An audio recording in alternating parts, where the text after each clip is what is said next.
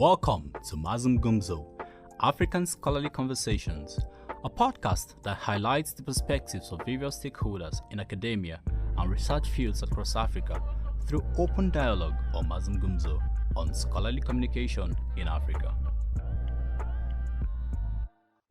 Welcome to Mazungumzo, African Scholarly Conversations, platform that brings together African policymakers, researchers, science communication specialists, innovators, and university leaders who contribute to strengthening research and knowledge systems across the continent. I'm your host, Joy Owango, the Executive Director of the Training Center in Communication, also known as TCC Africa, Capacity Building Trust based at the University of Nairobi, Faculty of Science, Technology, and Innovation, Kenya. Today, I'm honored to be joined by one of Africa's most respected voices in science communication and public engagement. Dr. Marina Joubert is a science communication professional with more than 20 years of experience combining science communication and academic research. She's an associate professor at the Center for Research on Evaluation, Science and Technology, CREST, at Stellenbosch University in South Africa and contributes to public science discourse through platforms such as The Conversation Africa. She's also an honorary member of the Public Communication of Science and Technology Network in recognition of her work in advancing global science communication. Her work focuses on the realities of science communication in African context, particularly the cultural and socioeconomic factors that shape how science is shared, understood, and discussed. She also examines the growing challenges of misinformation and disinformation with a strong emphasis on how these issues affect public trust in science across South Africa and beyond. Professor Marina Joubert, it is a pleasure to have you on Mazungumzo. Welcome. Thank you very much, Joy. It's always a special opportunity for me to talk about science communication because it's so close to my heart. Thank you so much for joining us. So now, to begin with, what experiences have shaped your career and perspective on science communication in Africa? Well, Joy, when I set out to study after school, my early university studies were focused on science. But from the beginning, I knew that I didn't want to build my career in the lab. I wanted to share science with society. But at the time, that's many years ago, science communication as a field of practice and especially as a field of study didn't really exist yet in South Africa. And also, I think, in the rest of Africa, it was still very, very much in its infancy. Of course, we did have science journalism, but not so much science communication. And so I enrolled for a one-year course in science journalism at Stellenbosch University. And that combination of having studied science and then science journalism opened the door for me to say, I'm here, I want to communicate about science.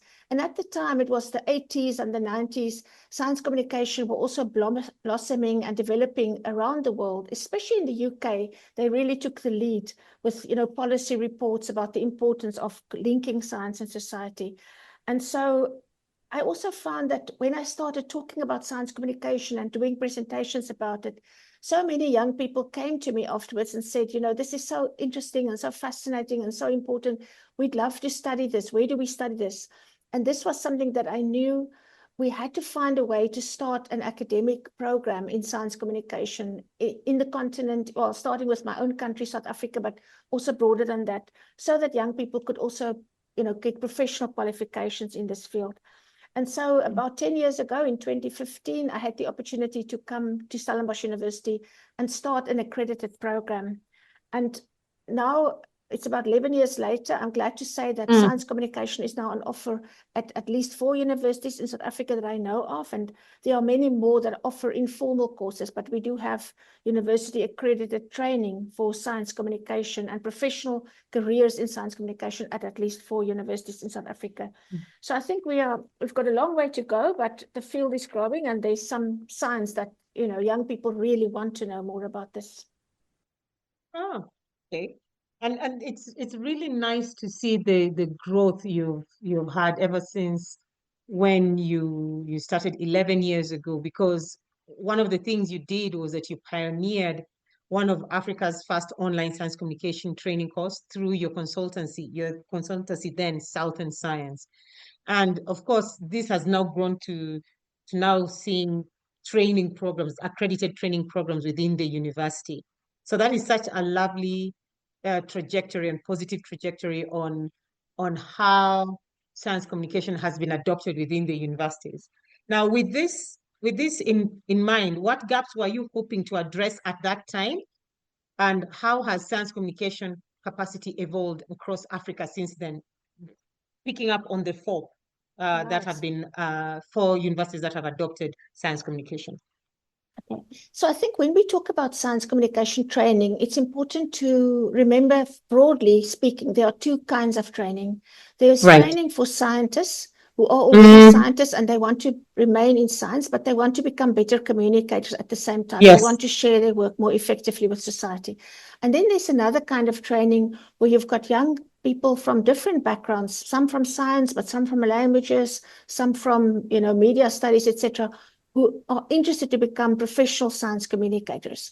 So I am passionate about both kinds of training. The training for scientists are usually short courses, sometimes a day, sometimes a few days or a week, the kind of training that we offer. But when we want to help people to almost make a career out of science communication, then you need something more substantial. You really need to introduce them to the theory and the practice of science communication. And I feel very passionate about these professional science communicators because for me, they are the catalysts. They are the ones that really build the bridges between science and society and help scientists to engage better. Sometimes they are almost like the unsung heroes of science communication. We don't often know their names or see them, but they make things happen. And then there's another role as well, is training young people who want to do research in science communication, who want to become academics. Now, I think across all three of those, with organizations like your own and with my efforts and with other universities getting involved, we are seeing a growth. But at the same time, I think we have to acknowledge that as a continent, Africa still lags behind. One of the roles that I fulfill at the moment is deputy editor of the Journal of Science Communication. And we see in this journal, but also in other journals in the field, that we still don't get many research papers, for example, from African researchers in the field, even practice insight. So we are growing this good and encouraging science, but I think we really, all of us collectively, have got a job to do to make young scientists aware of this field, to make communicators aware of this field, to build bridges between science communication and communication science. I feel quite passionately about that as well. I think we can benefit a lot by learning more from and involving communication scholars into how communication works and how to communicate science more effectively.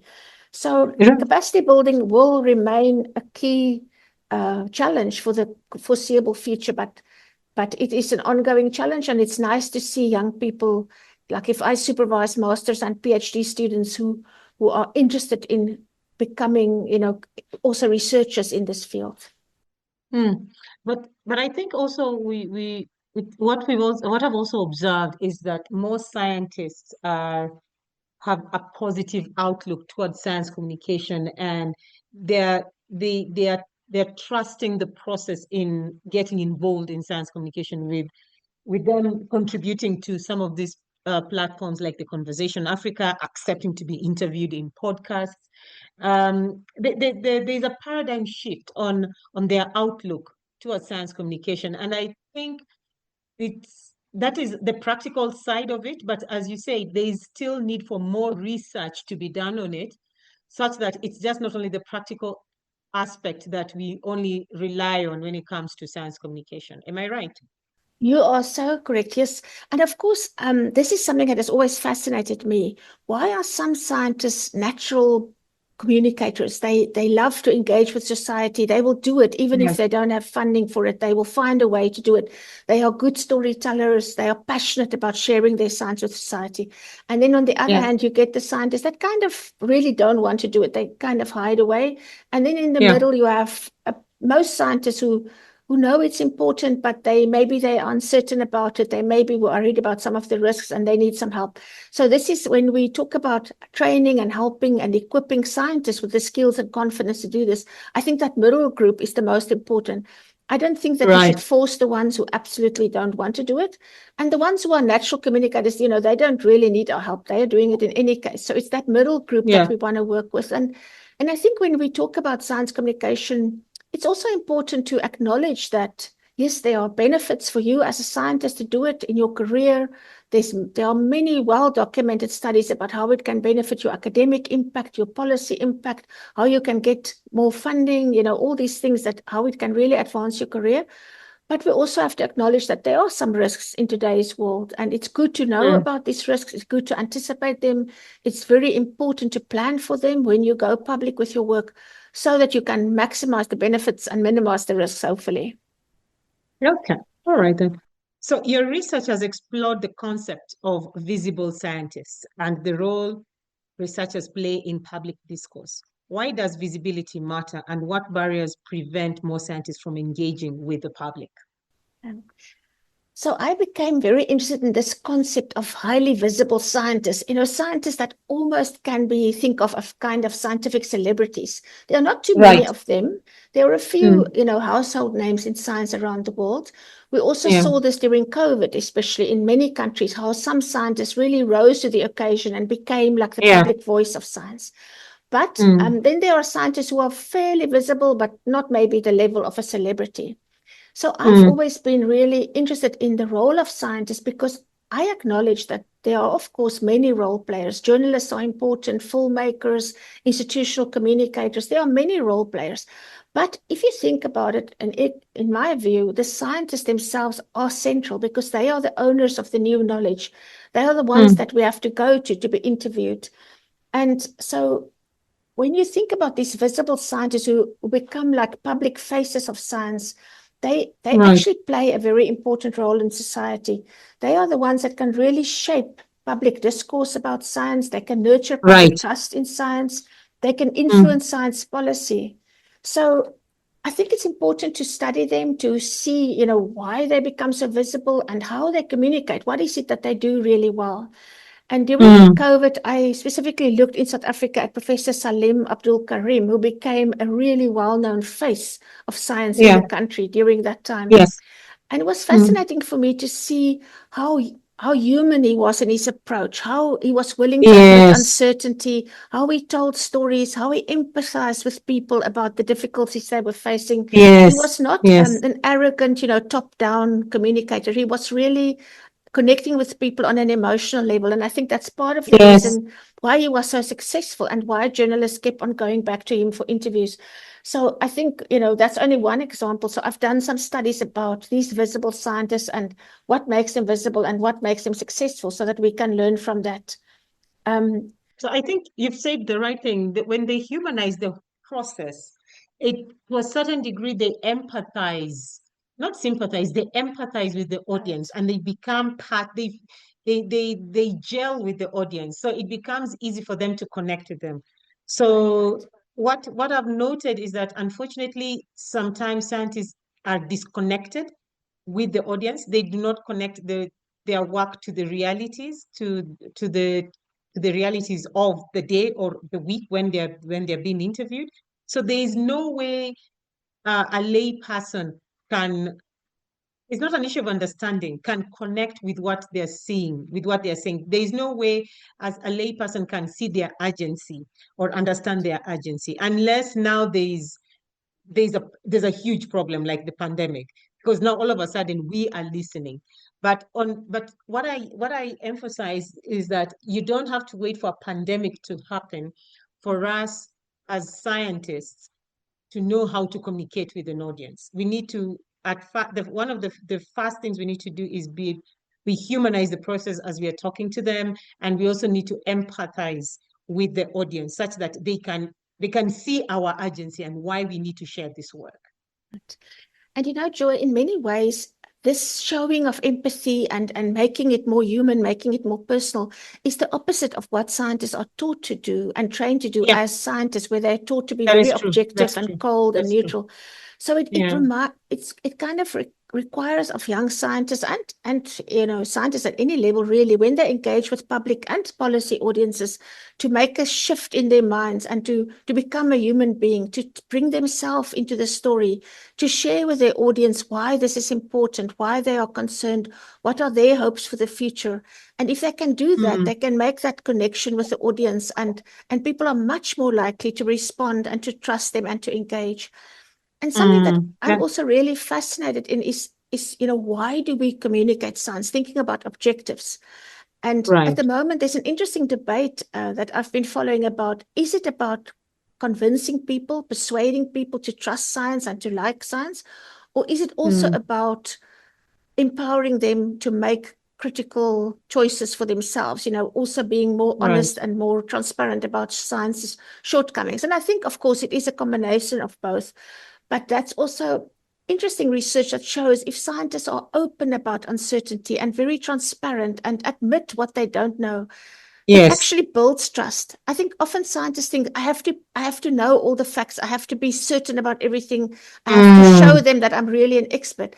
But it's not what the research tells us. The research tells us that being more human about it, being more open about your own uncertainties, which is what Professor Karim did, that really builds trust and allows people to really understand what you're talking about. That's true. So now, in your essay, The Conflation of Motives of Science Communication, you explore how education, engagement, and promotion overlap in science communication. How does this affect practice today, and what does it mean for public trust in science?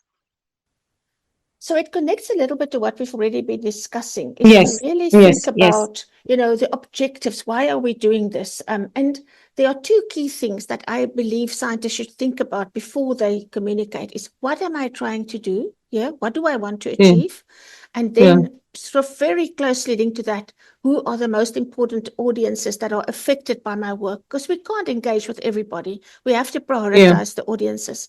Only then Mm, you decide, what you're going to do. Very often scientists start with, let's produce a poster or let's do an exhibition, but they haven't really thought about what they want to achieve and who they want to exactly. reach.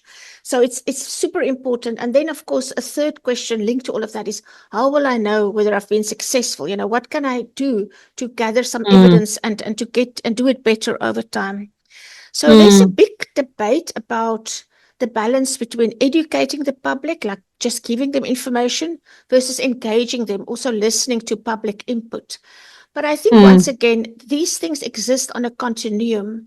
Everything we do when we make science visible will have elements of promotion and education and information giving. But the important thing is not to just stop there, but to also really think about, how can I also listen to the public? We know that listening is a key component of trust building as well. How can I get public input? It requires a bit of humility on the side of scientists to say, okay, I've worked in this field for many years, I've studied long years, Right, but I can still right. benefit from listening to the public, from hearing their concerns and their views. And this is what Yeah. public engagement, of course, is all about.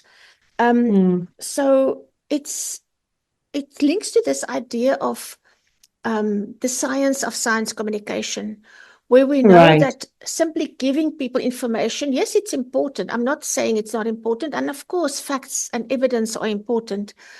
But if we simply assume that giving people facts will convince them and will change their behavior, I think then we are on dangerous ground. So we have to provide the information, we have to give the facts, but we also have to keep in mind that everything we tell our public audiences will be filtered through their own experiences, their own views, their own values, Yes, their yes. own systems of looking at the world, the culture, everything. So therefore, we cannot simply assume that they will believe everything we tell them or that they will trust everything we tell them. And that is why listening is also more and more acknowledged as a key part of science, effective science engagement. And we have to look, what the research tells us here is that the messenger is very, very important. It's very important not to threaten people's identities when you engage with them. It's very important to take into account their own lived experiences. And Right. then it all comes down to trust building. The facts are important, but facts alone are kind of cold. We have to add that emotional layer where we connect through listening, through showing that you care, through Yes. storytelling, through making it personal. Okay.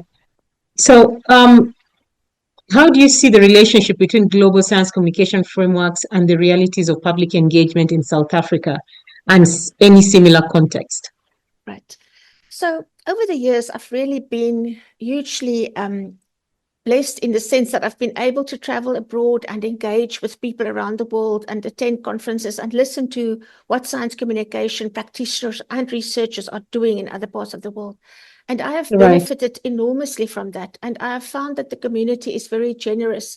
They're willing to share materials with you, even full curricula and things that you can do with your own students. But when you come home to your own office, anywhere on the African continent, you'll find that those materials are useful, but you cannot just copy and paste them to our local context.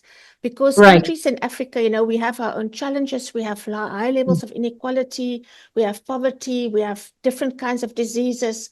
And so we have to listen and engage with the international community. I think that's very beneficial, but we have to make sure that we adjust the materials to our local context.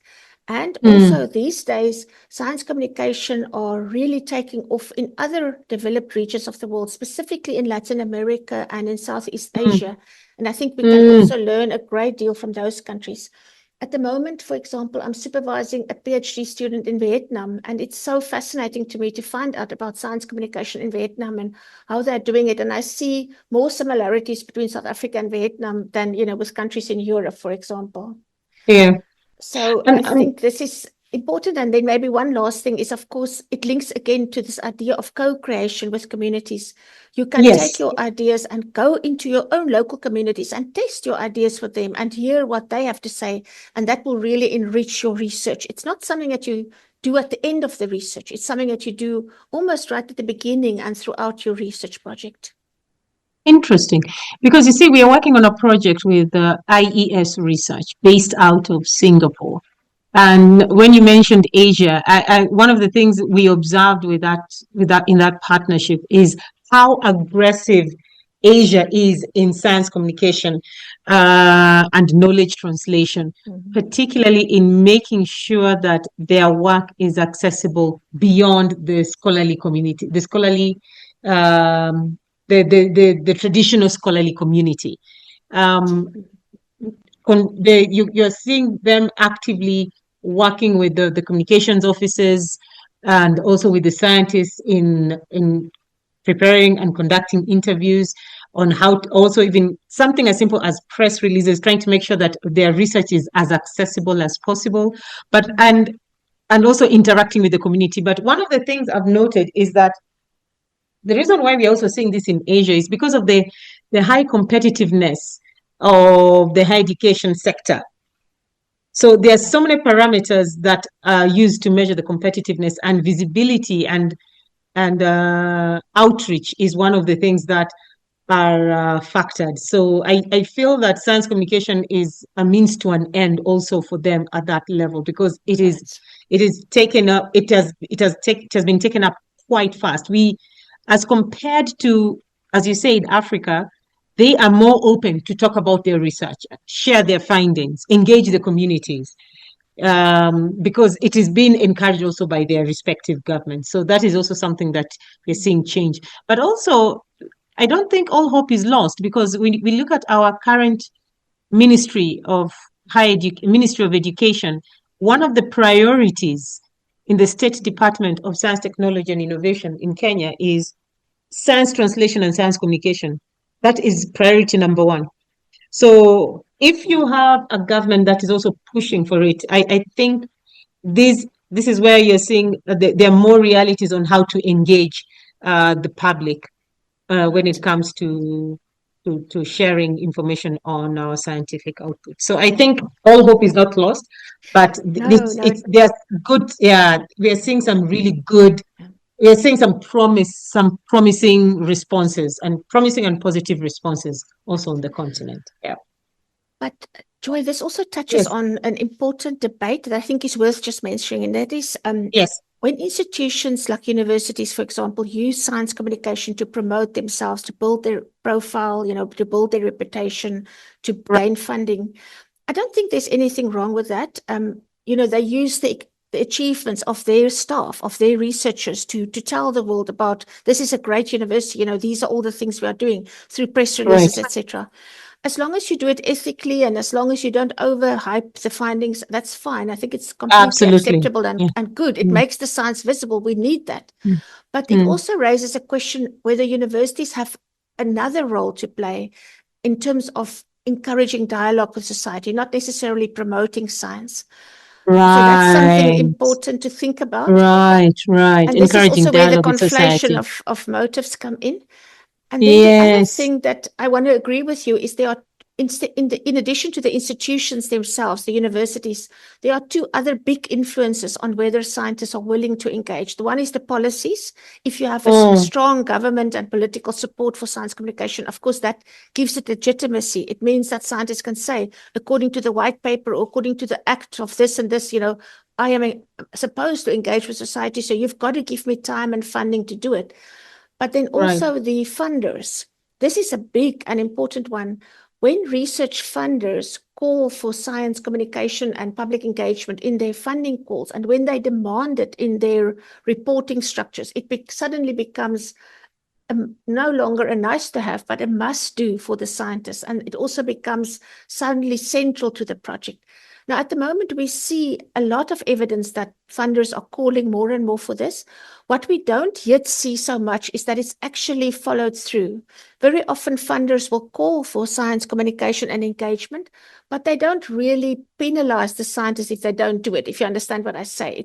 They will still get the funding.